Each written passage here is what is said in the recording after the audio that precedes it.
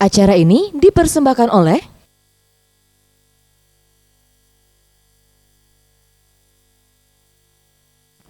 Anda kembali di Jendela dan kita masih bersama dengan Dr. Salma dan juga Bapak Subiakto, Distrik Manager Abot Nutrisi Sumbaksel, dan kita masih membahas mengenai pentingnya mikronutrien dalam tingkatkan imunitas anak. Dokter kembali lagi membahas kalau akhir-akhir ini COVID-19, jadi di masa pandemi banyak orang tua yang khawatir seperti itu. Sebenarnya apa sih yang bisa dilakukan orang tua untuk meningkatkan bala tentara pertahanan tubuh anaknya? Apa nih, Dok? Jadi saya sebutkan tadi kan memang belakangan daya tahan tubuh itu jadi kebutuhan pokok ya. Jadi sebenarnya semua orang jadi mendambakan tubuh yang sehat, daya tahan tubuh yang kuat gitu. Jadi khusus untuk anak-anak nih, jadi yang bisa dilakukan itu ya ada 4. Yang pertama adalah nutrisi. Nutrisi yang seperti disebutkan tadi, nutrisi yang seimbang, ya. Kemudian nutrisi yang tepat dan seimbang. Yang kedua adalah olahraga. Jadi tetap anaknya harus olahraga. Jadi walaupun stay at home, tapi tetap olahraga di rumah atau sekitar rumah.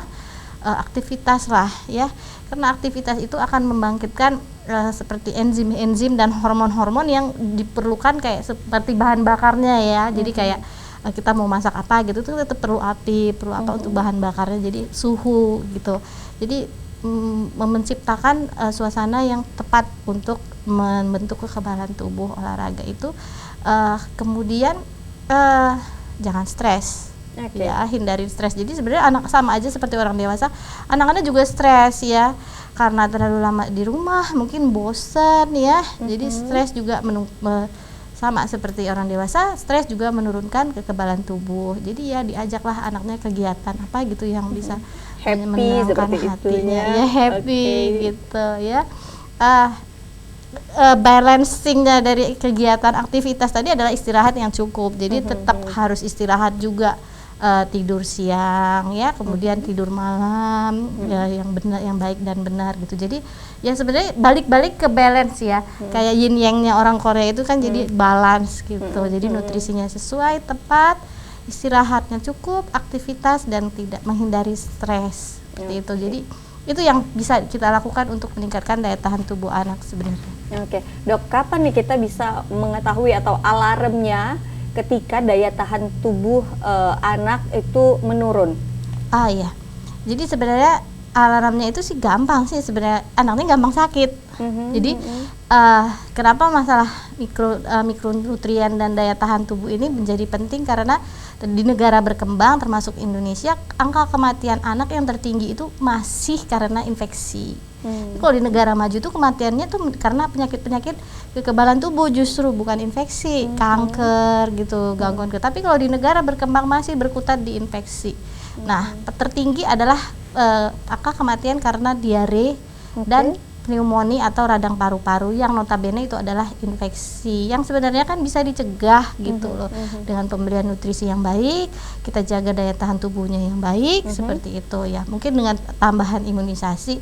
Nah, jadi karena angka kematiannya tinggi karena infeksi tadi, makanya jadi harus penting dijaga daya tahan tubuh ini gitu. Oke, nah untuk asupan nutrisi, kalau digambarkan mungkin pemirsa di rumah juga masih belum ada gambaran nih sebenarnya sebanyak apa nih makanan atau jenis-jenis makanan yang harus disediakan dalam satu piring yang disajikan untuk anak. Oke, jadi nutrisi yang tepat dan seimbang tadi ya kita cuma sebut-sebut aja tapi nggak gambar.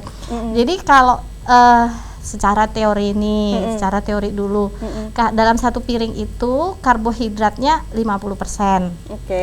Kemudian proteinnya 15%, lemaknya 30%. Jadi jangan kebalik, ini anak-anak ya. Kenapa? Karena lemak adalah bahan baku untuk perkembangan otak. Otak kita kalau makan otak sapi kan lemak-lemak gitu ya. Sama otak kita juga gitu. Jadi terbuat dari lemak, makanya that's why lemak komposisinya lebih tinggi kepada anak-anak karena untuk pertumbuhan otak. Nah, kemudian sisanya kan udah 95%, sisanya 5% adalah vitamin dan mineral gitu. Jadi itu kan susah kan, ibu-ibunya pasti bingung kan, Nah, jadi kita gambarkan aja satu piring nasi, kemudian dibagi tiga seperti ini. Sama rata gitu ya, Dok? Nggak ya? sama rata. Oh, nggak sama rata, Jadi seperti yang tadi? Iya, seperti tadi. Jadi sepertiga, kemudian dibagi sepertiga yang kecil, kemudian dibagi dua, gitu Oke. kan. Jadi sepertiga kecil, kemudian sisanya kita bagi dua, itu adalah akan kelihatan tuh kira-kira 50% adalah karbohidrat kan, tepung-tepungan, nasi, jagung, kentang, ubi, seperti itu. Jadi mie, gandum, jadi nggak harus makan nasi juga, Oke. gitu kan. Semua yang mengandung karbohidrat boleh, gitu. Kemudian mikronutriennya apa? Vitamin ada di dalam komponen itu, ada kayak seperti di ubi itu kayak vitamin A loh, tapi dia juga kayak karbo, gitu. Oke. Nah, kemudian 50% yang tadi itu adalah penjumlahan dari protein dan lemak. 30 sama 15 tadi kan sekitar 45 ya. Nah, itu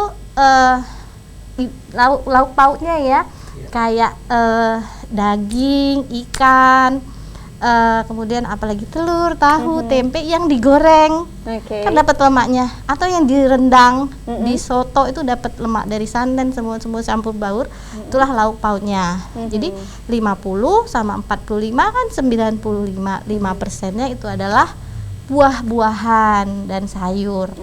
Nah, serat. Tapi Mbak, apakah semudah itu memberi PR makan lagi anak untuk kasih makan sayur seperti itu? Iya, apakah semudah lidah bergoyang ini memberi Semudah makan teorinya, Dok, ya? anak itu secara teori, memberi Oke. makan anak itu yang seperti tadi gitu loh. Kadang-kadang kan cuman ayamnya doang yang dimakan, Iya, benar. gitu. Itu juga jadi masalah sih sebenarnya. Oke, jadi memang harus pintar-pintar juga orang tua Iya. untuk mengakali ini supaya Iya. anaknya mau makan semua nutrisi itu ya. Iya, Dok, apalagi ya. kalau tipe-tipe yang picky eaters tuh, pemilih kan, hanya mau makan ini aja selama berbulan-bulan ya, ayam goreng tok dia makan. Itu jelas sekali tidak akan seimbang. Oke, dokter, ini ada pertanyaan dari Instagram. Ini apakah berjemur bisa meningkatkan imun tubuh anak, Dok? Oke. Iya, jadi kebetulan tadi di awal saya sudah menyinggung soal vitamin D ya dan kekebalan tubuh. Jadi korelasinya berjemur dan imun anak itu adalah di vitamin D-nya. Oke. Ya, jadi vitamin D itu merupakan salah satu mikronutrien untuk merubah provitamin D. Vitamin D yang nggak aktif ada di dalam tubuh kita menjadi vitamin D yang aktif, itu adalah sinar matahari. Oke. Gitu. Jadi berjemur ya memang berpengaruh untuk kekebalan tubuh, tapi jangan salah kaprah juga. Jadi berjemur itu tidak membunuh virus COVID gitu. Bukan berjemurnya yang membunuh virus COVID. Jadi orang tuh rame-rame berjemur katanya biar COVID mati. Enggak, yang membunuh virus COVID tetap daya tahan tubuh kita gitu, yang kita peroleh dari berjemur gitu. Dan berjemurnya juga ada caranya, nggak boleh pakaian itu harus seminimal mungkin gitu ya. Karena kalau tertutup pakaian nggak akan dapet gitu. Kayak kita berenang lah ya, kan baju renangnya ngecap ya. Nah, bagian yang tertutup baju renang itu nggak dapet vitamin D-nya seperti itu. Jadi memang harus terbuka, ada jamnya seperti itu. Oke, jamnya jam berapa tuh, Dok? Harus. Saya ada belakangan beredar dua paham ya. Ada yang beranggapan jam 10 ke atas, ada yang beranggapan di bawah jam 10.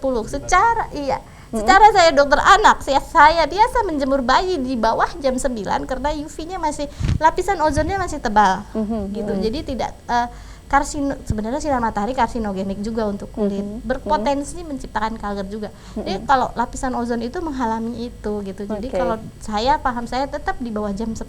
Di bawah jam 10. Iya, karena tidak terlalu karsinogenik. Oke, nah ini Dok, gimana nih kalau seandainya ada anak-anak yang lebih doyan minum susu dibanding makan nutrisi yang seperti nasi, sayur, protein dari daging. Ini dia lebih banyakkan minum susu. Nah, itu tercukupi nggak?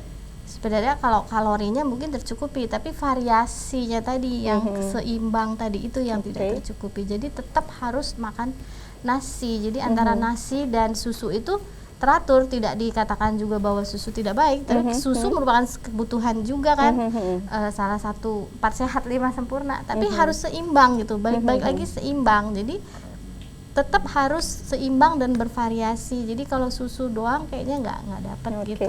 Mungkin saya ke Pak Kus, Pak, ini menyambung tadi gitu kan, kalau misalnya susu dan juga nutrisi yang lain seperti itu, sebenarnya bedanya itu di mana? Sebenarnya kalau seperti sampaikan dokter tadi, kalau dulu kan zaman Pak Harto itu ada 4 sehat 5 sempurna ya dok ya. Iya. Jadi definisi ini sebenarnya yang 4 sehat itu yang makanan ada karbohidratnya, ada lauknya, kemudian ada sayur, ada buah, kemudian dilengkapi dengan susu. Ini sebenarnya yang susu yang dimaksud di situ adalah susu yang murni dari susu sapi itu yang disebut dengan susu. Tapi kalau nutrisi sebenarnya kan bagian-bagian dari nutrisi tadi ya, ada lemak, karbohidrat, lebih ke komposisinya. Dan nutrisi ini sebenarnya bisa dipenuhi juga dari susu tadi, karena susu juga mengandung vitamin juga, mengandung proteinnya juga. Cuman tadi kalau sudah nanti kemudian untuk memenuhi kebutuhan, maka kemudian memang harus ada fortifikasi, ada penambahan-penambahan untuk menyesuaikan dengan kebutuhan. Karena kan ini untuk anak orang ya, bukan untuk anak sapi. Jadi otomatis berbeda komposisinya. Otomatis berbeda komposisinya. Nggak bisa kayak orang zaman dulu itu. Sapi? Kok jadi saya yang jadi host? Kayak orang zaman dulu itu, Pak, ya nggak tahu sih, tapi kalau saya itu masih ada tradisi minum susu sapi langsung dari sapinya gitu kan, langsung susu sapi langsung diminum. Ya itu nanti akan ada berisiko ya, makanya kemudian karena ada kontaminasi dari bakteri-bakteri yang tidak bersih, terutama dari kotoran-kotoran itu. Maka kemudian kan sekarang sudah ada pasteurisasi dan sebagainya. Nah kalau nanti, dan juga berkembang juga susu bubuk, kemudian susu yang dikemas. Susu itu juga belum difortifikasi. Belum difortifikasi, jadi masih. Jadi nanti perbedaannya kalau sudah menjadi nutrisi seperti yang misalnya di pasaran itu, maka mereka sudah membuat komposisinya. Misalnya kalau susu sapi itu kan WKCI-nya kan lebih banyak kaseinnya. Ya. Jadi masih 20-80 itu masih murni susu sapi. Tapi kalau sudah menjadi susu yang nanti dipasarkan, maka kemudian W-nya lebih tinggi. Ya. Kaseinnya dikurangin. Artinya berarti kalau misalnya seperti contohnya Pediasure misalnya seperti itu sudah bisa dikatakan nutrisi. Seperti itu. Iya. Dia bahan bakunya susu, jadi tetap dia disebut sebagai susu, tapi nanti kemudian nutrisinya tadi yang kemudian dokter sampaikan lengkap dan seimbang tadi. Jadi kita sesuaikan dengan kebutuhan. Jadi kita menambahkan untuk proteinnya dari nabati dan juga dari hewani, karena kita harus memenuhi untuk asam amino.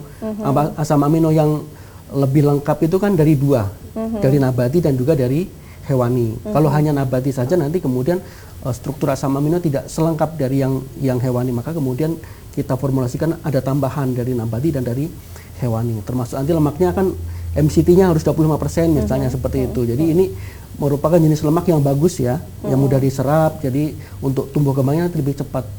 Sehingga nanti kemudian kita buat MCT yang lebih besar. Misalnya 25% MCT-nya seperti itu.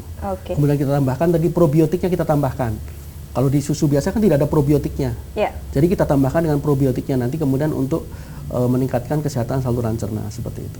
Selain itu apalagi kandungan yang terkandung dalam Pediasure? Ya kalau di Pediasure pasti tadi ya yang lemak, protein, karbohidrat. Nah, kemudian untuk yang mikronut ada 14 vitamin ya dan 8 mineral ya yang kita tambahkan, jadi lebih banyak lagi. Nah, kan kemudian satu lagi kemudian di Pediasure ini kita sudah ada uji klinisnya.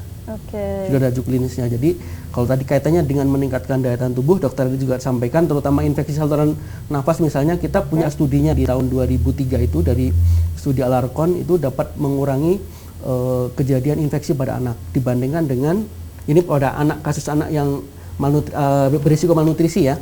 Jadi dengan satu diberikan produk kita, satu diberikan makanan biasa, maka kemudian ternyata kejadian infeksinya kita lebih rendah untuk menurunkan infeksi saluran napas di bagian atas ya. Itu sebanyak 23% kita lebih rendah. Nah kemudian kita juga ada studi untuk meningkatkan hari sakit ya. Hari sakit sampai 60% itu pemberian Pediasure sehari 2 kali selama 16 minggu.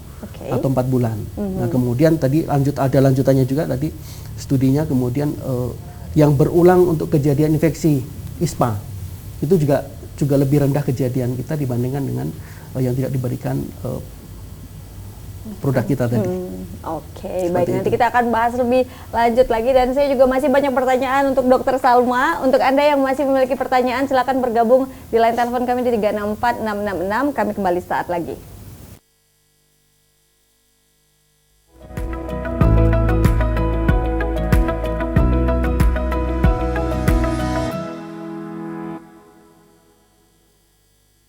Acara ini dipersembahkan oleh